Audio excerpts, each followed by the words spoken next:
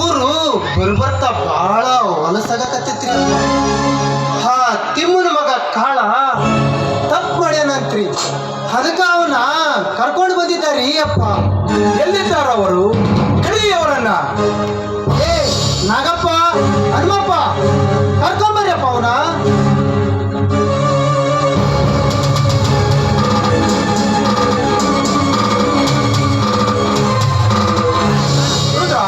ಇವನ ಊರಲ್ಲಿ ಏನು ತಪ್ಪು ಮಾಡಿದ್ದಾನೆ? ಏನಂತ ಹೇಳ್ಬೇಕ್ರಿ ಧನ್ಯರ, ಇವನು ಹಿಂದೊಮ್ಮೆ ಇದೇ ಊರಾಗ ಕಳ್ತನ ಮಾಡಿದ್ರಿ. ಜೋಳದ ಗುಡಿಗ ಬೆಂಕಿ ಇಟ್ಟಿದ್ರಿ. ಆವತ್ತು ನೀವು ಕೈಕಾಲು ಮುರಿಬಹುದಾಗಿತ್ರಿ. ಆದ್ರ ಇವನು ಮಾಡಿದ ತಪ್ಪಿಗೆ ನೀವು ದಂಡ ವಿಧಿಸಿದ್ರಿ. ಇಷ್ಟು ಸಾಲದಂತ ತಿಳಿದು ಇವತ್ತು ಏನು ಮಾಡ್ಯಾನ ಗೊತ್ತೇನ್ರಿ? ಏನು ಮಾಡಿದ್ದಾನೆ ಇವನು? ಹಾ ಕೆಂಚನ ಮಗಳು ಕೂಲಿ ಮಾಡ್ಬೇಕಂತ ತೋಟದ ಕಡೆ ಹೊರಟಾಗ ಅವಳ ಮ್ಯಾಲೆ ಬಲಾತ್ಕಾರ ಮಾಡಕ ಪ್ರಯತ್ನ ಪಟ್ಟಿದ್ದಾನ್ರಿ ಅಪ್ಪ. ಇಲ್ರಿ ಧನ್ಯರ, ಇವರೆಲ್ಲ ಸುಳ್ಳು ಹೇಳ್ತಾರೆ.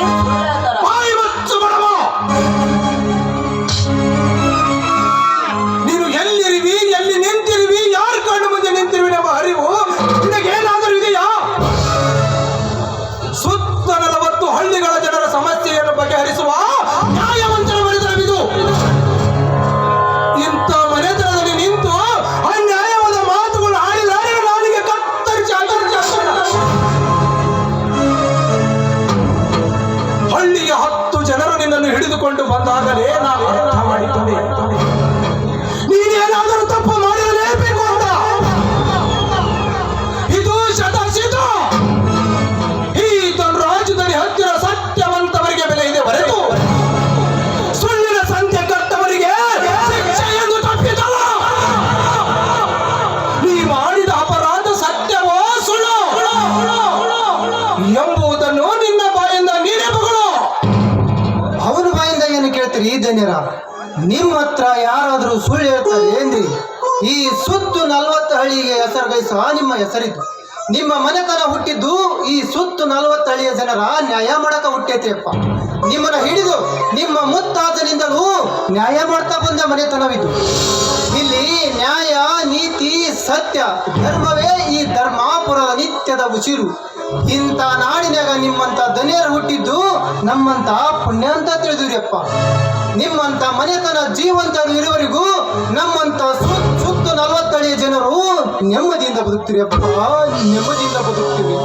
ಆದ್ರ ಈ ದುಷ್ಟ ಈ ನೆಲದಾಗ ಹುಟ್ಟಬಾರ್ದಾಗಿತ್ರಿ ಅಪ್ಪ, ಹುಟ್ಟಬಾರ್ದು. ಹೌದು ರುದ್ರ, ಹೌದು, ನಿನ್ನ ಮಾತು ಸತ್ಯವಿದೆ. ಇವತ್ತಿನಿಂದ ನಿನ್ನ ಊರಲ್ಲಿ ಬರಕೂಡದು.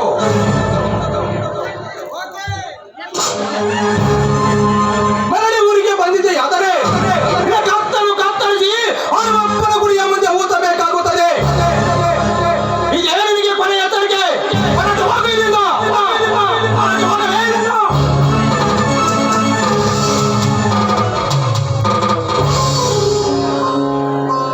ಧನ್ಯರ, ಇಂಥ ಚಿಕ್ಕ ವಯಸ್ಸಿನಾಗ ಎಂತೆಂಥ ಸಮಸ್ಯೆಗಳನ್ನ ಬಗೆಹರಿಸ್ತಿರಲ್ಲ. ದೊಡ್ಡ ಧನ್ಯರಂಗ ನಿಮ್ಮ ಹತ್ರ ದೊಡ್ಡ ಗುಣ ಐತ್ರಿ. ನಿಮ್ಮಂತ ಪುಣ್ಯವಂತರಿಗೆ ದೇವರು ಮಕ್ಕಳ ಸಂತಾನ ನೀಡಲಾರ್ದು ದೊಡ್ಡ ಪಾಪ್ರಿಯಪ್ಪ. ನಿಮ್ಮ ಹೊಟ್ಟೆಯಿಂದ ಒಂದು ಮಗು ಹುಟ್ಟಿದ್ರೆ ಸಾಕಂತ ನಾ ನಿತ್ಯ ದೇವರಿಗೆ ಬೇಡಿಕೊಂಡೆ. ಹುಟ್ಟಿದ ಮಗು ನಿಮ್ಮಂಗೆ ದೊಡ್ಡ ಗುಣ ಹೊಂದಿ ನಿಮ್ಮಂಗ ನ್ಯಾಯ ಹೇಳೋ ಸಣ್ಣ ದನಿ ಆಗ್ಬೇಕಂತ ನನ್ನ ಆಸೆ. ಆ ಭಾಗ್ಯ ಆ ದೇವರು ಎಂದು ಕಾಣಿಸ್ತಾನೋ ಏನು? ಆ ದೇವರೇ ಬಲ.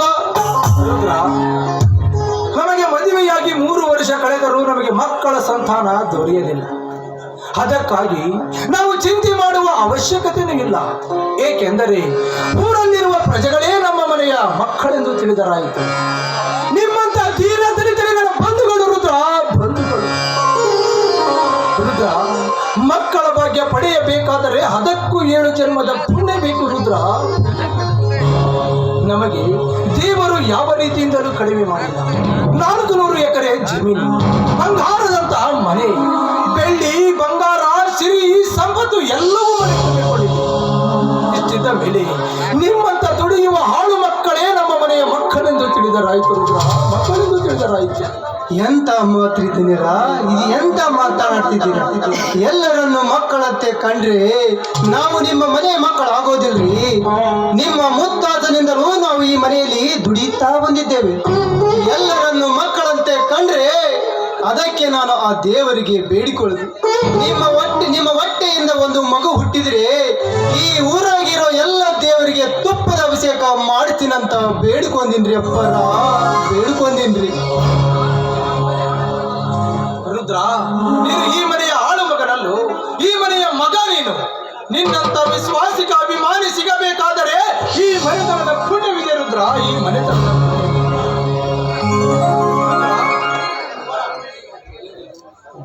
ರುದ್ರ. ಧನ್ಯರ, ನನ್ನ ಪುಣ್ಯ ಈ ಮನೆಯಾಗಿಲ್ರಿ. ಈ ಮನೆಯ ಅನ್ನದ ಋಣ ತಿನ್ನುವ ಪುಣ್ಯ ನನಗೈತಿ. ಈ ನಿಮ್ಮ ಋಣ ನಾನು ಯಾವ ಜನ್ಮದಾಗ ಮುಟ್ಟಿಸ್ತೀನೋ ಏನು, ಹಾ ದೇವ್ರೇ ಬಲ. ರುದ್ರ, ಈ ಜಗತ್ತಿನಲ್ಲಿ ಪುಣ್ಯ ಮಾಡಿದವರಿಗೆ ಒಬ್ಬರ ಋಣ ಒಬ್ಬರ ಮುಟ್ಟಿಸುವ ಕಾಲ ಆ ದೇವರು ತಂದೆ ತರುತ್ತಾನೆ. ಇರಲಿ, ಸ್ವಲ್ಪ ತೋಟದ ಕಡೆ ಹೋಗಿ ಬಾ. ಆಯ್ತ್ರಿ ಅಪ್ಪ, ನಾನು ಹೋಗಿ ಬರ್ತೀನಿ ರೀ ಅಪ್ಪ.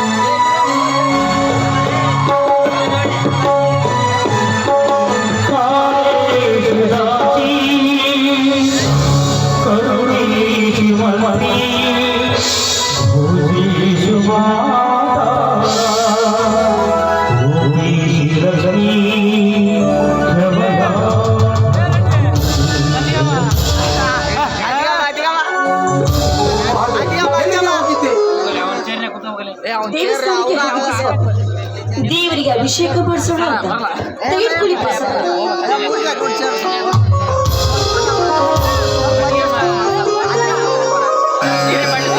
ಮಹಾದೇವಿ, ನಿತ್ಯ ದೇವರ ಗುಡಿಗೆ ಹೋಗಿ ಅಭಿಷೇಕ ಮಾಡಿಸಿಕೊಂಡು ಬರುತ್ತಿರುವೆಯಲ್ಲ, ದೇವರ ಹತ್ರ ಏನಾದ್ರೂ ಹರಕೆ ಬಿಡಿಕೊಂಡಿದ್ದೀಯಾ? ನಿಮ್ಮಂಥ ನೀತಿವಂತ, ನಿಮ್ಮಂಥ ಗುಣವಂತ ಗಂಡನನ್ನು ಬಿಡಬೇಕಾದ್ರೆ ನಾನು ಅದೆಷ್ಟು ಜನ್ಮದ ಪುಣ್ಯವನ್ನು ಮಾಡ್ತೀನಿ ಏನು. ಆದ್ರೆ ಮದುವೆಯಾಗಿ 3 ವರ್ಷವಾದ್ರೂ ಕೂಡ ನಮಗೊಂದು ಮಗು ಹುಟ್ಟಿಲ್ಲ. ಅದಕ್ಕೆ ಆದಷ್ಟು ಬೇಗ ನನಗೊಂದು ಮಗುವಾಗ್ಲಿ ಅಂತ ಆ ದೇವರಿಗೆ ಅಭಿಷೇಕ ಮಾಡಿಸೋದಕ್ಕೆ ಅಂತ ಹೋಗಿದ್ದೆ. ಆ ದೇವರದಿಂದ ನನಗೊಂದು ಮಗು ಹುಟ್ಟಿದ್ರೆ ನನ್ನ ಜನ್ಮ ಸಾರ್ಥಕ ರೀ, ನನ್ನ ಜನ್ಮ ಸಾರ್ಥಕ. ನೋಡು ಮಹಾದೇವಿ, ಇಲ್ಲದ ಆಸೆಗಳನ್ನು ಕೈ ಬೀಸೆಳೆದು ನಿನ್ನ ಮನಸ್ಸಿಗೆ ಭಾರ ಮಾಡಿಕೊಳ್ಳಬೇಕು. ಈ ಕಲಿಯುಗದಲ್ಲಿ ಮುಂದೆ ಹುಟ್ಟುವ ಮಕ್ಕಳು ಎತ್ತವರ ಮನೆತನಕ್ಕೆ ಮುತ್ತುಗಳು ಆಗಬಹುದು, ನವರತ್ನಗಳು ಆಗಬಹುದು. ಒಂದು ವೇಳೆ ಹುಟ್ಟಿದ ಮಕ್ಕಳೇ ಹೆತ್ತವರ ಮನೆತನಕ್ಕೆ ಕುತ್ತುಗಳು ಆಗಬಹುದು, ಕುತ್ತಿಗೆ ಕತ್ತರಿಸುವ ಕಟುಕರು ಆಗಬಹುದು. ಬಯಸಿ ಬೇಡುವುದು ಬೇಡ ಮಹಾದೇವಿ, ಬರುವ ಭಾಗ್ಯವಿದ್ದರೆ ತಾನಾಗಿಯೇ ಬರಲಿ. ದೇವರಲ್ಲಿ ಇಲ್ಲಿ ಅಡಿಕೆಯನ್ನು ಬೇಡುವ ಬಯಕೆಯನ್ನು ಇಲ್ಲಿಗೆ ನಿಲ್ಲಿಸಿ ಬಿಡು ಮಹಾದೇವಿ, ನಿಲ್ಲಿಸಿ ಬಿಡು. ಸ್ವಾಮಿ, ಯಾಕ್ರಿ ಯಾಕೆಂಥ ಮಾತನ್ನ ಮಾತಾಡ್ತಾ ಇದ್ದೀರಾ? ಅಂದ್ರೆ ನೀವು ಹೇಳೋ ಮಾತಿನ ಅರ್ಥನಾದ್ರೂ ಏನು? ನಾ ಮಾಡುವ ಪೂಜೆ ವ್ಯರ್ಥವಾಗಬಹುದು ಅಂತ ಹೇಳ್ತಾ ಇದ್ದೀರಾ? ಇಲ್ಲ ಸ್ವಾಮಿ, ಖಂಡಿತವಾಗ್ಲೂ ಇಲ್ಲ. ಇವತ್ತಲ್ಲ ನಾಳೆ ನನಗೊಂದು ಮಗು ಹುಟ್ಟುತ್ತೆ. ಆ ಮಗುವೆ ಈ ಮನೆ ನಂದಾದೀಪ. ನಿಮ್ಮ ಹಾಗೆ ದೊಡ್ಡ ಗುಣ ಹೊಂದಿ ದೊಡ್ಡ ಧಣಿ ಅಂತ ಅನಿಸ್ಕೊಳ್ತಾನೆ. ಈ ನನ್ನ ಮಾತಿನಲ್ಲಿ ಯಾವ ಸಂದೇಹನೂ ಇಲ್ಲ.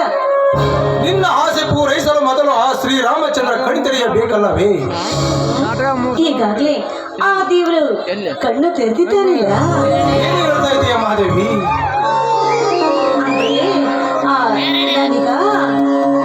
ನಾನೀಗ 3 ತಿಂಗಳ ಗರ್ಭಿಣಿ. ನಾಲ್ಕು ಸುಳ್ಳಿ ಹೆಚ್ಚಿಗೆ ನನ್ನೇನು ಕೇಳಬೇಡಿ, ನನಗೆ ತುಂಬಾ ನಾಚಿಕೆ ಆಗುತ್ತೆ. ಮಹಾದೇವಿ, ಹಿಂದೆ ನೀನು ಎಷ್ಟೋ ಸಲ ನಾಚಿಕೊಂಡರೂ ನನ್ನ ಮನ ಬರೀ